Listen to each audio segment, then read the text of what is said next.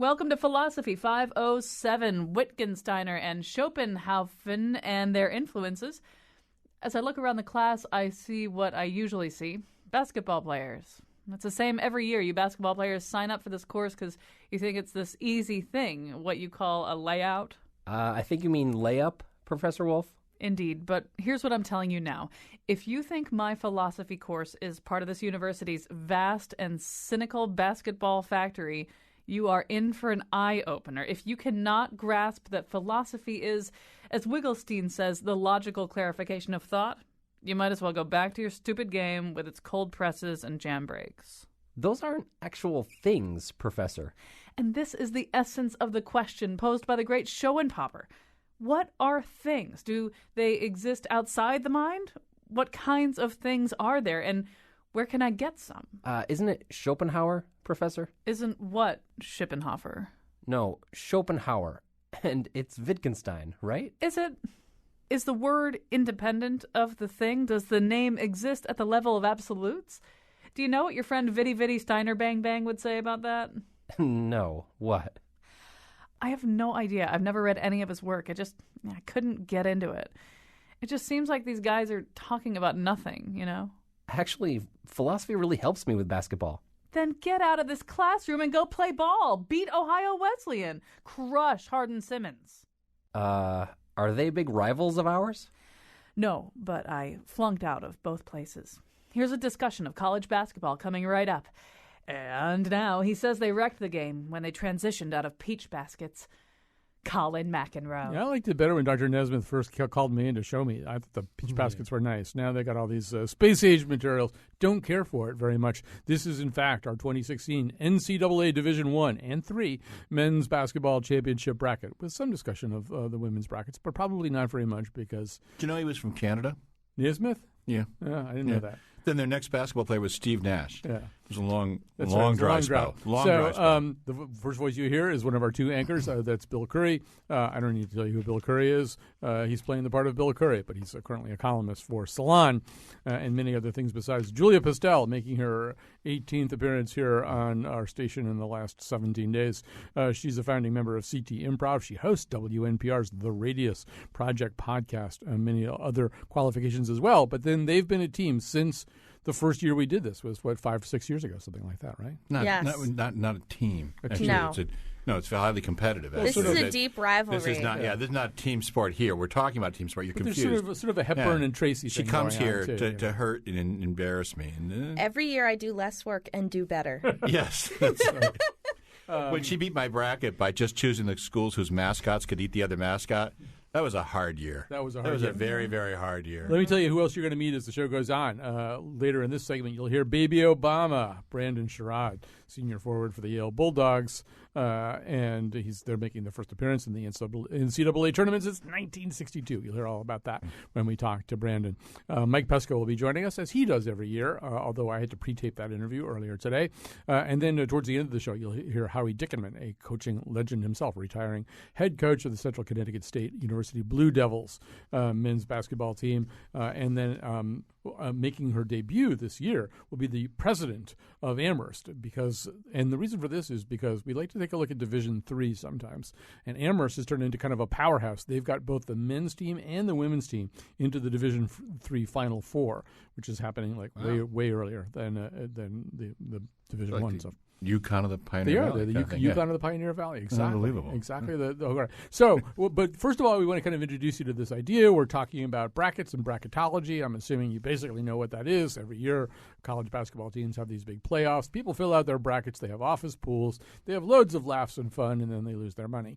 So we're going to help you do that more artfully. And so what happens is, Bill comes at this with some overarching theories about basketball and with some attempt to master the details. And Julia just makes up some cockamamie process. So maybe what we could do is just take a case in point. We could just let's take a first round matchup, like the number 1 seed Kansas versus Austin Peay, which I think is how you say the name. Great. So, well, first of all, maybe Bill would just say what his conventional basketball wisdom about that. My conventional basketball wisdom, and we'll be talking about Kansas again because UConn may be facing them after assuming they can get past Austin Peay. Yeah. Then you'd be facing Kansas, and Kansas is one of the teams I was able to catch a little glance at this year, and they are pretty ferocious. They're the number one overall seed in this tournament, and they have it's the kind of team that UConn has trouble handling, which is all these NBA-looking bodies under the glass. There's a guy named Perry Ellis or Ellis Perry. It's a team with everybody could reverse their first and last names. He's about 6'8", and he's a monster. And my guess is that the Austin Peay team will take the floor, take one sidelong glance at Kansas, and concede. All right. So what can you tell us about Kansas versus Austin Peay? Okay, well, every year I just want to say I have a really well thought out strategy here. Past ones have included brilliant, actually. Anagramming names, mascot, Darwinian fitness, etc. Last year I did state mottos. But this year we just went all out for weird facts. So I just want to come out of the gate and say this is going to make no sense whatsoever. And I'd like to thank the team of interns who got really into helping me out with this. Actually, I worked more on it than the interns did. Oh, they got tired after a while. I'd like to thank my team of Collins hours. I have been your intern for this show. So, okay, our first fun fact about Kansas is, and I've selected only one fact per school, this is very cutthroat, is they signal the end of classes by blowing a loud whistle, and that loud whistle... steam whistle. Yes, and whistle. The name of that whistle is Big Tutor, which I think is the funniest thing ever. Right. That's a pretty strong fun fact. And the rule, by the way, is at Kansas that if you're in class and the steam whistle goes off, the big tutor goes off, you can just leave. Even the professor could be in the middle of his or her sentence. It doesn't matter. You're allowed to leave. They tried bells. They don't like bells. They like the big steam whistle that the whole campus can hear. Yes. Now, Austin Peay, this is very sad. The school's named for the governor of Tennessee who passed the evolution education law that led to the Scopes trial. So we've got terrible history. I'm looking to see who you're rooting for here. Well, this is really tough. I think I'm going to have to honestly give it to Big Tutor. I think it's a more fun fact. And, yeah, Austin Peay, that's just a complex history that we don't want to talk too much about. Right. So maybe we are on the same team. Yeah, well, you do just because you agree about one. There are many. This is great. Matchups and permutations. Just because you agree about one of them, we'll see how Big Tutor does when faced with other amazing facts on here.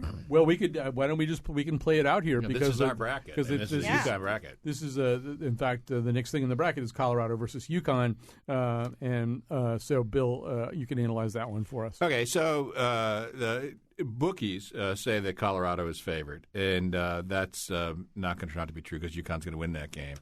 And UConn is doing what UConn has done a dozen times in the last 20 years, which is get way better at the end than they seem to be getting as the team went along.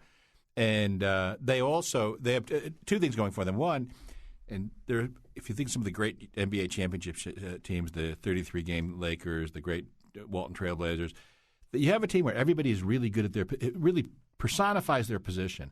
You have a great defensive center here, a great swing, and also sort of a point forward in Daniel Hamilton, the center being Amita Brima. Jalen Adams is really coming along. Next year, this team will easily be rated in the top 10 preseason. These guys all come back. This is an easy call for a top 10 team going in.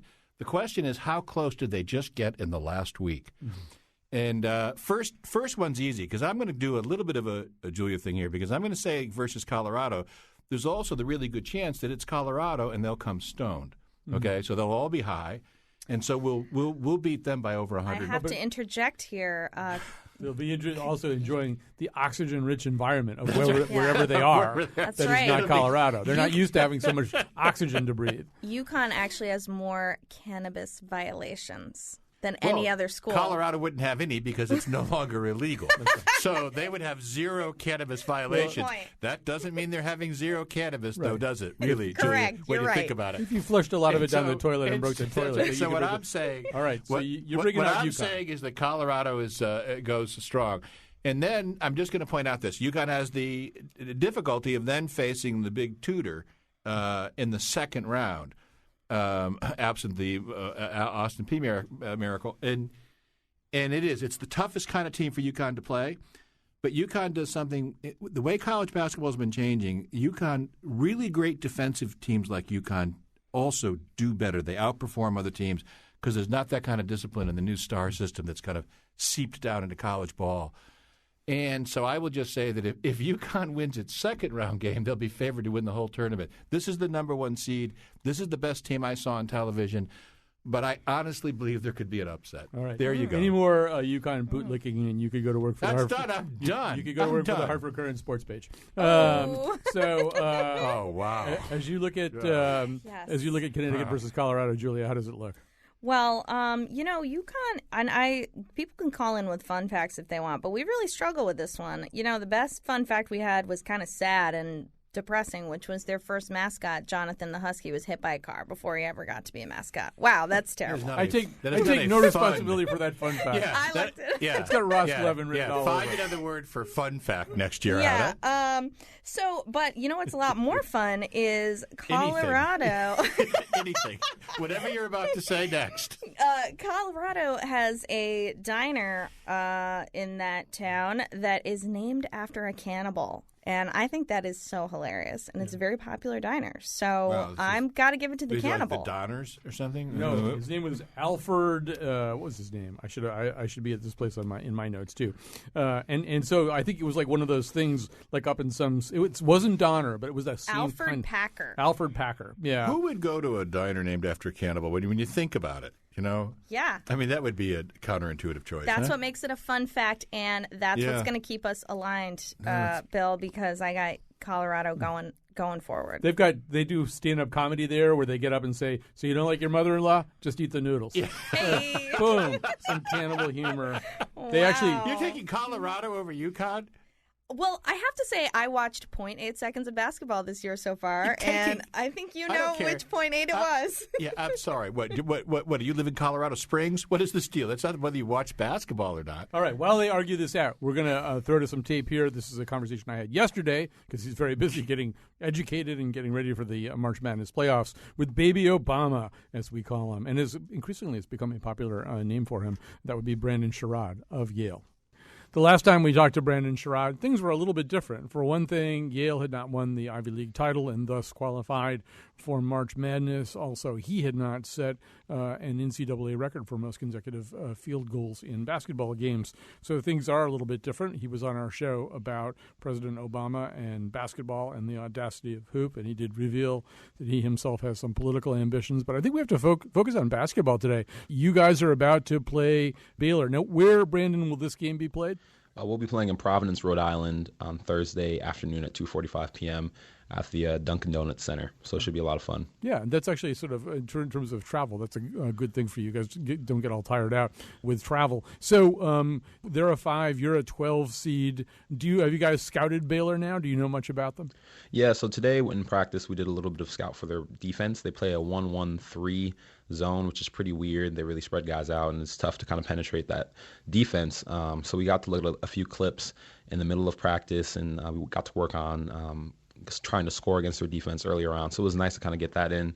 Tomorrow we should have a little bit more in-depth scouting report talking about their personnel and who's going to be doing the majority of the scoring and who we need to stop and how we can be successful. So the coaching staff is working around the clock to watch film and digest as much as they can so that we can have the best game plan to win. Yeah, so they're big. They're probably a little bit bigger than you. You play big for your size. Right. They've got a rebounder named Rico Gathers. I feel like whenever your name is a complete sentence and it kind of describes what, as a rebounder, you try to do, that's an advantage. On the other hand, he's announced that he wants to play in the NFL, so he might be thinking more about football than basketball. That may give you some kind of an advantage.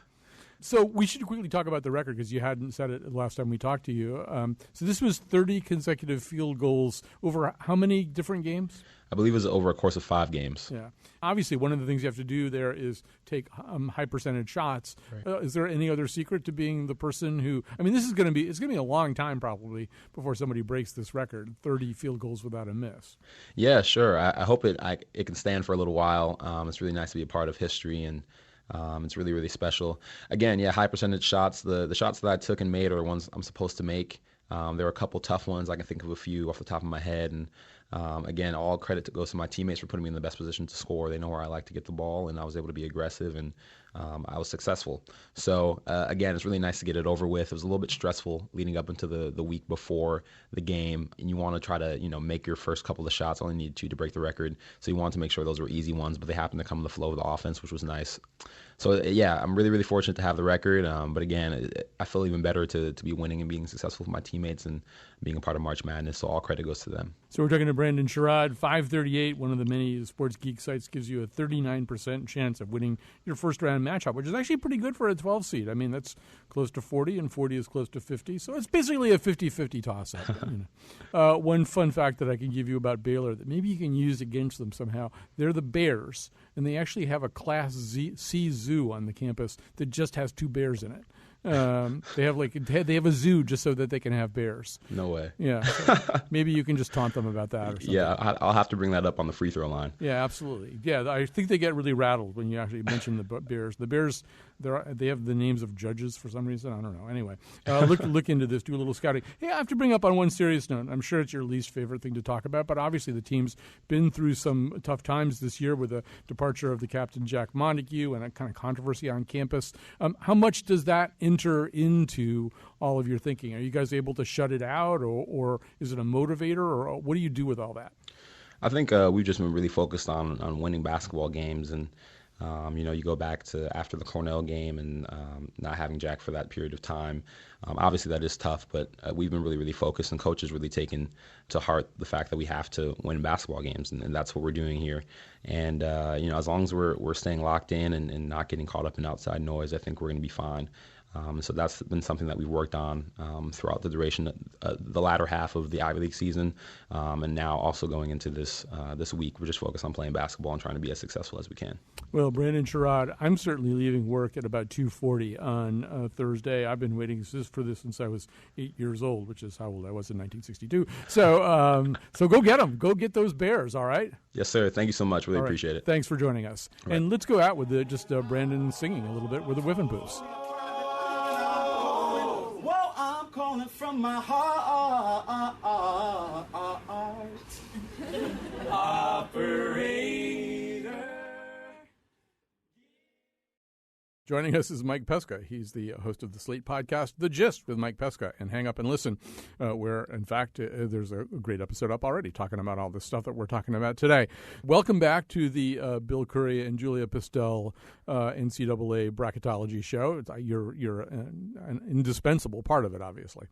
Thank you. Yes, I'm the third unmentioned Beatle. Yeah, yes.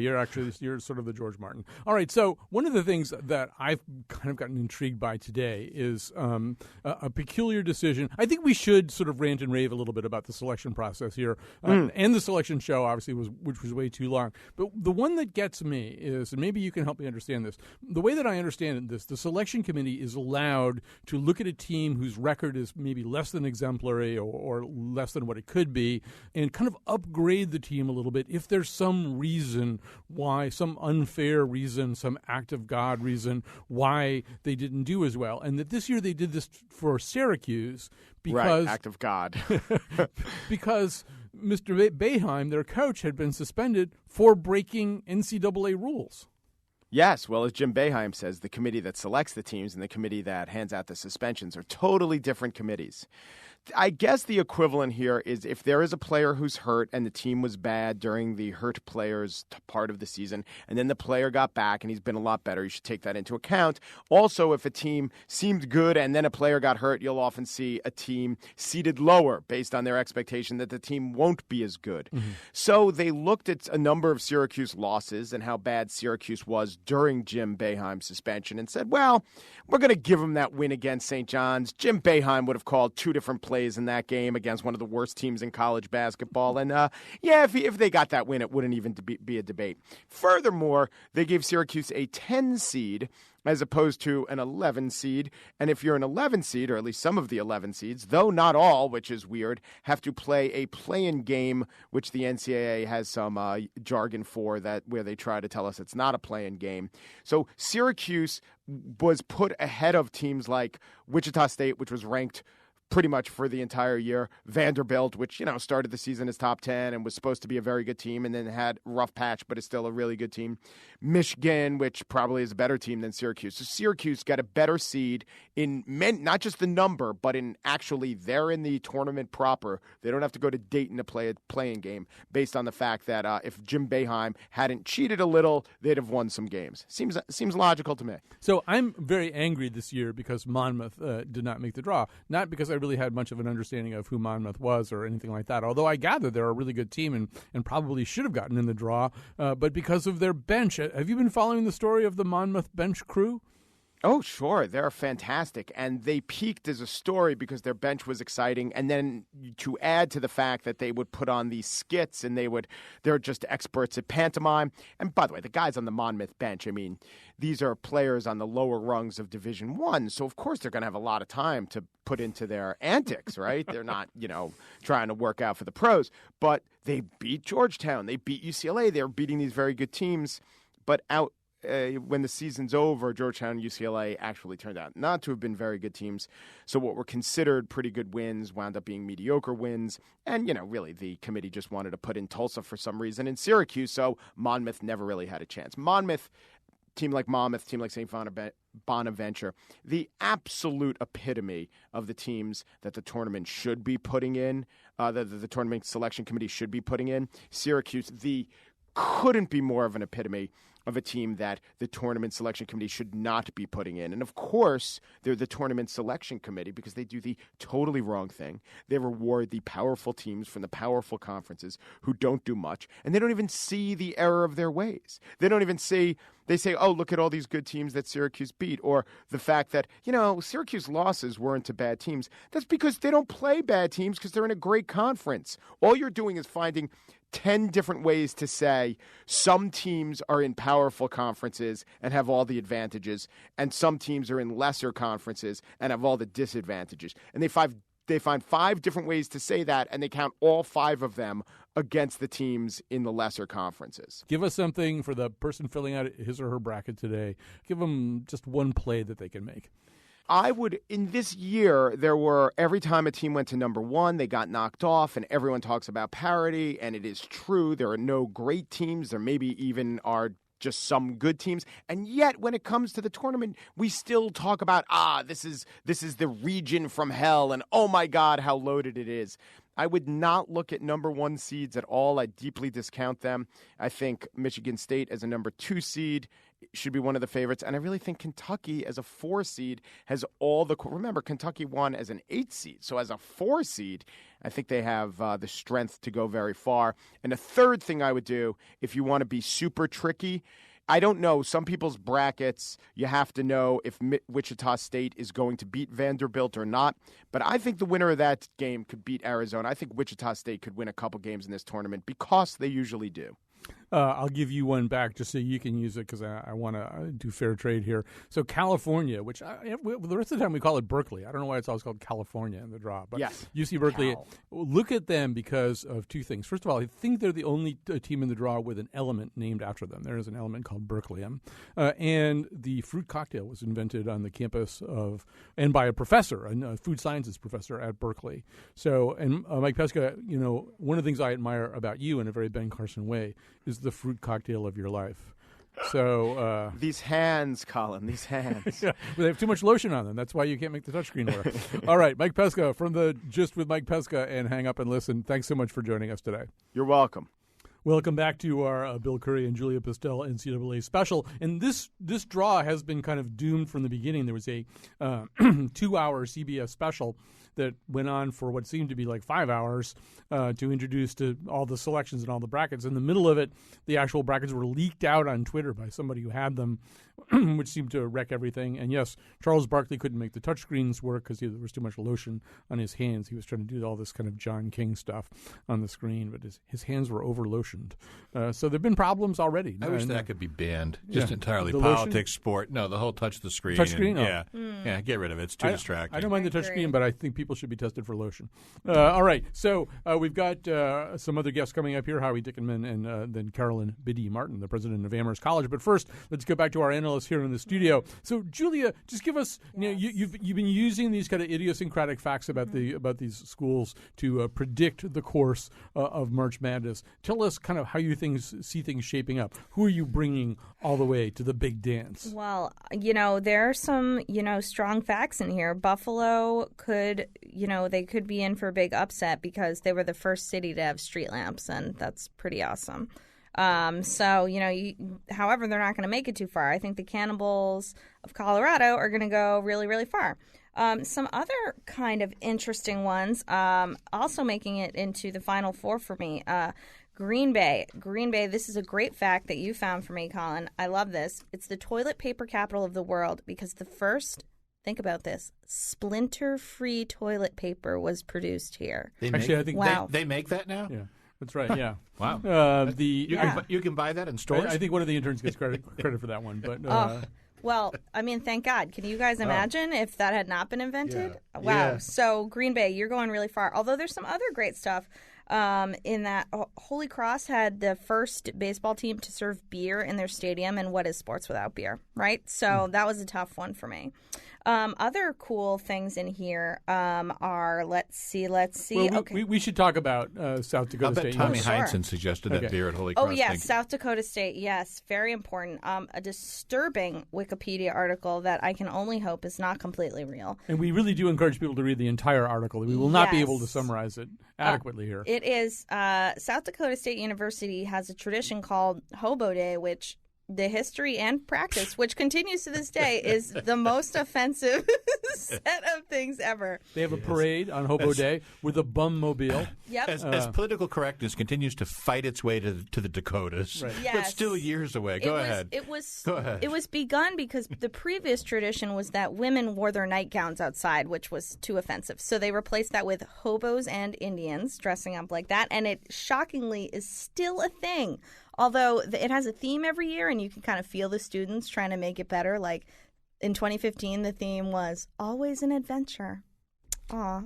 I think the one that was Yeah. one that was like 007 Hobos Never Die or something Yep, like that. So that's right. So they have themes and stuff like that. So yes. So just to come back to an earlier theme, one of the things we learned about Colorado is they have a snack bar named after an actual cannibal, Alfred Packer. Mm-hmm. So you've got who have you got going farther in that? It's called the South bracket. Are the Hobos or the Cannibals going further on your? I mean, obviously, cannibals up against any human opponent would win. So, unfortunately, the hobos go down. They get eaten by Colorado. And I think that makes complete logical sense. Don't roll your eyes at me. All right. No, I'm not.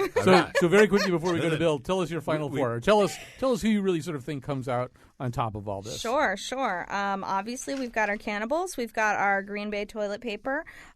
We have Seton Hall. And I don't want to, discount this as like a fun fact because it's really very awesome. Has the first openly gay player ever. In March Madness. In March Madness, which is way overdue. So good for that's them. a big deal. Yeah. Yep. And I also have. I'm sorry. What bracket are they? Where are they? They're in the Midwest. So we're rooting for them. Yeah. Oh, we're rooting for them. That's so cool. First time ever for Seton Hall, frankly, on my own. But Yeah. Well, let's hope they cheated win. like crazy in the Big East. But let and bygones finally, be bygones. in the Eastern Division, and I think they might take it all the way. I really like Xavier because their assistant coach is Bill Murray's son, and he used to go to the games, but he doesn't anymore because he thinks that he jinxes them, which means that Bill Murray is the only person who doesn't like Bill Murray, and I think that's important for us to consider here. Right. He Yeah, does. He yeah. has been known to show up at the games. Pull with his- yourself together, would you? He's got this baseball hat with a big X on it that he wears, and he looks very goofy in it. All right, so there you go, a comedian endorsing a team coached by a comedian's son,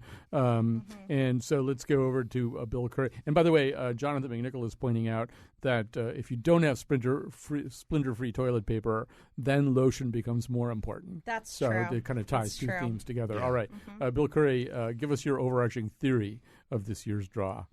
Okay, well, what I'm going to do is the smart thing, which is simply repeat verbatim, syllable by syllable, everything Mike Pesca just said. Right. Because he's right. And he's really right about the front runners and not going with that.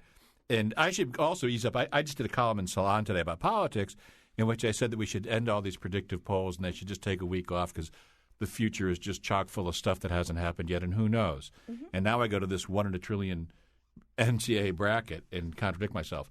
And this year it's 1 in 2 trillion because these guys are all so evenly matched right across the board. I just looked up it before coming over here. Last year, the top 5 teams had 17 defeats among them. This year, the top 5 have 29 defeats. Wow. And 67, whatever the percentage increase is in that. This is a field that's been just in flux throughout. I always like Michigan State because they play their hearts out in these things, and so I also agreed looking at those top few teams if there was one that was going to blow through.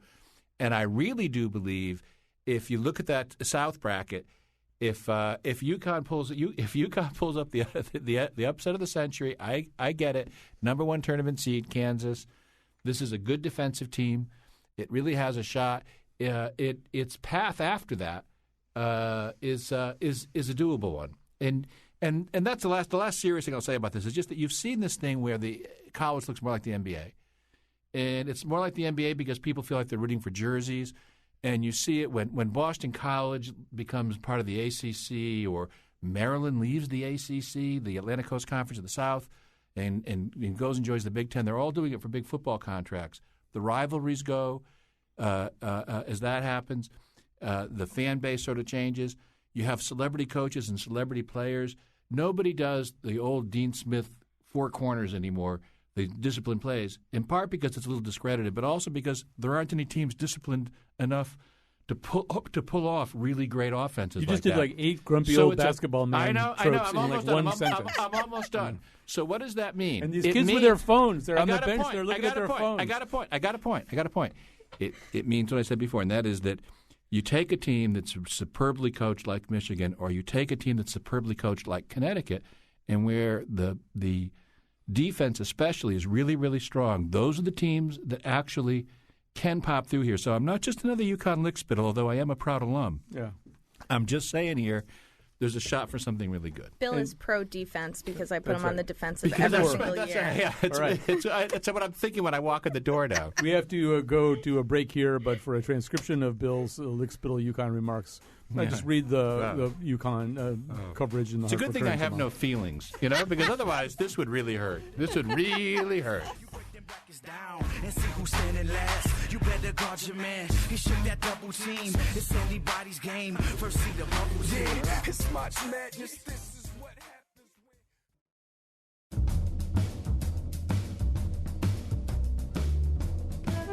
It is the decision of WNPR management that this show will not be making any jokes about Oregon State coach Wayne Tinkle or his son, injured starting forward Trey Tinkle. I think we're better than that, and we want to respect the seriousness of the public radio audience. Wayne Tinkle. Today's show was produced by Jonathan McPants and me, Kyone Wolf. Greg Hill appeared in the intro and tweets for us at WNPR Colin. Special thanks to interns Ross Levin and Stephanie Reef. The part of Bill Curry was played by any member of the Tinkle family. For show pages, articles, and videos of the Here and Now staff filling out their brackets, go to our website, wnpr.org/Colin. On tomorrow's show, leadership. And now, back to Colin. Yes, so welcome back to our bracketology show. We've had a chance to talk to Brandon Sherrod, one of the exciting players for Yale University, making its first appearance in the tournament. Mike Pesca, who has been a sports reporter, but now, of course, hosts 2 different Slate podcasts, including the sports podcast, Hang Up and Listen. We've got in the studio with us Bill Curry and Julia Pastel, as we do every year. And so we've talked to some people who are basketball experts or think they're basketball experts, but we haven't really talked to a real basketball expert with real credentials, somebody who can really claim to know something about basketball. So now we're going to talk to Howie Dickenman. He's the retiring head coach of Central Connecticut State University, and he's been coaching the Blue Devils for the last 20 years. He's looking forward to retirement. He's going to find out for the first time in many decades what it's like not to be hoarse all the time. Howie Dickenman, welcome to the show. Hi, Colin. Nice to be on the show. Sounds like everyone's having a good time. We're trying to have a good time here. So you've done this. You've been through these brackets a bunch of times as a coach and as an assistant coach before that. Maybe you could just tell us, what's it like to be on a team that's heading into this? Even if you're a 15 seed or a 16 seed, it's got to be just an incredible thrill to have a whole nation kind of watching what's happening to your team. Well, it is a thrill, and we've been, as you said, 3 times, and a number of times at the University of Connecticut when I worked there for 14 years. But it's about the players, and you're in the weight room or you're having a tough practice, and I always tell the players, you're not going to maybe be rewarded today or maybe next month, but you will be rewarded with an NCAA berth if you keep working this hard or you keep pumping that iron down there. So there are rewards for hard work and good people and people that persevere. So that's what I tell them. And it's worked out, like I said, 3 or 4 times here, and I'm sure it's worked out at Connecticut, where I'm sure working with Jim Calhoun, he would use that same type of philosophy. And I know Kevin is a guy that I don't know if anybody works harder than him. He's always been an underdog all of his life. He never got the publicity he could have gotten at the University of Connecticut, Colin, because there were so many other good players that, got the spotlight. And then he just climbed his way into the NBA, undrafted, and just made, I believe it was 13 years in the league. Yeah. So, it's Kevin Ollie, of course, the coach of UConn. So the other thing that you've experienced, obviously, is having a team sitting in the least enviable position in the brackets. I mean, a team like Central coming in there usually has been fighting and scrapping and clawing its way into the brackets. But then you're a 16 seed or you're a 15 seed. These are, 16 seeds that have never won. So what do you say to the team at that point? Everybody in America is bringing out the other team. Their number 1 seeded opponent is being brought out onto the next line. What do you say to your players to make it seem possible for them? Well, we played Pittsburgh one year, and we played in Pittsburgh against the University of Pittsburgh. And what I was thinking about was just, hey, we're taking on the whole city.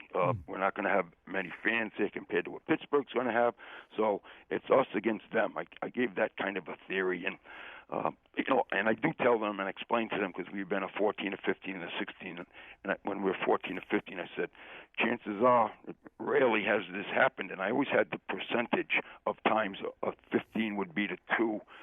Like Richmond did one year against Syracuse, or 14, your percentage of winning is this amount, and so what? We're going to break into that, and we're going to raise this percentage. So always trying to motivate, always trying to give them the positive, but, from the time your name or your team is drawn, there's such an anxiety on that selection Sunday. You sit and you wait and you wait and you wait until, where are you going and who are you playing. And watching the show this year, I thought the teams that weren't selected in the first part of the show, the anxiety, the build-up. Now, I'm a Stony Brook fan. I went down Saturday to see them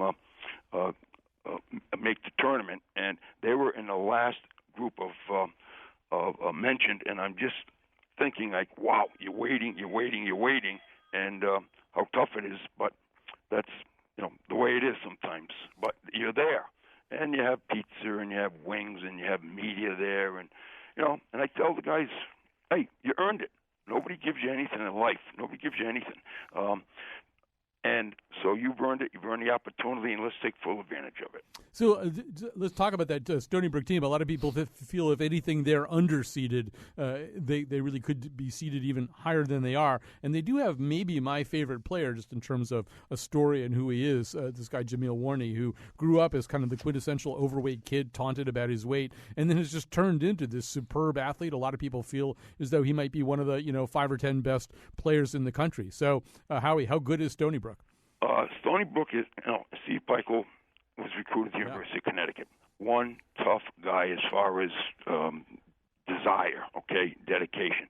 And then he was at Yale a little bit, and then Wesleyan a little bit. And he was the first assistant here for 5 years. And we went to the NCAA tournament a couple of times when he was here. And I give him the credit for us getting there because of the players he recruited and the teaching that he did. But I'm a Steve Peichel fan. They've had some tough luck in championship games, and last year they lose on a prayer at Albany by an Albany player who throws up a desperation shot from 3, and he wins the game at the buzzer. So he's had a couple of other tough defeats, but he had this game I went down to, and getting back to Jamal. Jamal is leader. He's got great poise. He is a very good player. I know there's been about 19 NBA teams and scouts that have been there during practice or to games, and the team scored 80 the other day, Colin. He had 43. Took 22 shots. He made 18, and he had double-figure rebounds. Now, I was just so happy for him because he could have gone to a bigger school, but he hung in there with Coach Peichel. And, again, talk about rewards and satisfaction. He was happy as anyone. But I was just proud of Steve, and they play Kentucky. And it was a few years ago, not many, maybe just a couple of years ago. They played at Kentucky, and I may be wrong with this, but it might have been a single-digit loss. So don't underestimate Stony Brook. They're extremely well coached, like many teams are here, but they're fundamentally sound. And Steve Peichel is what I call one of the up-and-coming and a rising coach. In the last 8 years, 5 of those years, they've had 22 or more victories. So, Howie Dickinman, we're running out of time here, but do you have one last tournament insight? People are filling out their brackets, and so to be able to get the insight of a coach like you, I know you don't have a lot of time to watch games that you're not preparing for that team, but anybody in this draw that you really like is kind of a Cinderella favorite? Yes, and people will pick Kansas, they'll pick Michigan State, they'll pick Carolina, Kentucky. I'm going to pick Oregon because the way they finished, and they have. They won the Pac-10. They lost 2 games in a row, and that's because one of their star players didn't play, and the other game was when a player just got off an injury. So I'm picking Oregon the way they beat Arizona at the end, and they'll be in the finals, and they'll play University of Connecticut. And I should probably say I'm going to give you the final 2. It'll be Connecticut, and it will be Oregon. All right. Even though I'm picking Oregon, I'm going to be cheering for Connecticut. You and Bill Curry. All right. Thanks, Howie Dickinman, retiring coach of the Central Connecticut State University Blue Devils men's basketball team. He'll be actually getting his voice back in the next year or two. He's been yelling on the basketball court for as long as and done a I've great known him. job. And done a terrific job. Done a great job. All right, so we've got a little bit of time before we go to our final feature here, which is Amherst. So I'm going to ask you guys for a few of your just very final insights. Bill Curry, I don't think you've really told us exactly what your Final Four is. Have you told us that yet? I don't have a Final Four. I can't say it's impossible to predict and then pretend that I've got one. I like Oregon. I am also in the Oregon-Michigan State. They're going to do really well. I really do believe that Connecticut could have a sort of another dream season, so I'm not betting against them. My real dream, I think that Yale could meet Connecticut in the national semifinal game, and that would be certainly something we'd remember forever. It's not a prediction. I'm just saying that when you peruse the bracket, it's mathematically possible. I'm saying yes. Yeah. I'm saying that it's so possible. Given the laws of physics, that could happen. Yeah, and I'm saying that if you would just start looking on the bright side of life a little more, you'd see possibilities like this more often yourself, and then things would really start to pick up. All right. So, Julia, among all the complicated and obscure insights that you were able to come up with about teams, is there one or two last ones you want to share with us before we visit with the president of Amherst? Yes. I mean, I'm so sorry some of these guys are clearly not going to make it. Like UNC Wilmington, that's where Dawson's Creek was filmed. And if you're my age, that's a humongous deal. High school. I think the high school, Cape Side High School, that's where I was looking. Yes. And similarly, there was a Hootie and the Blowfish song shot somewhere. Oh, in Maryland. University of Maryland. It was their Armory Fieldhouse. I Only Want to Be With You. Yeah. Oh, and we've been talking about baby. I think you should be disqualified for having anything to do with Hootie and the Blowfish. Oh, my God. I think you should not make the seeds. Okay, well, one more thing. We keep talking about baby Obama, but what about Barack Obama Sr., the real person, went to Hawaii. So he actually so Barack Sr. went to University of Hawaii, where he graduated in 3 years Phi Beta Kappa. Obama's mother was also a student there, and then dropped out because of the pregnancy. Then came back as a student a little bit later on, and that's where she met husband number 2, the Indonesian surveyor guy, who was also a student at the University of Hawaii. None of this, you will note, ever happened in Kenya. It all happened in Hawaii. So, but anyway, yes, Barack Obama will be a state soon. Yes, exactly. By the way, I'm going to make one prediction, and that is that Julia's bracket beats mine. All right. Okay. Wow. Here we go. This is That's it. Yeah.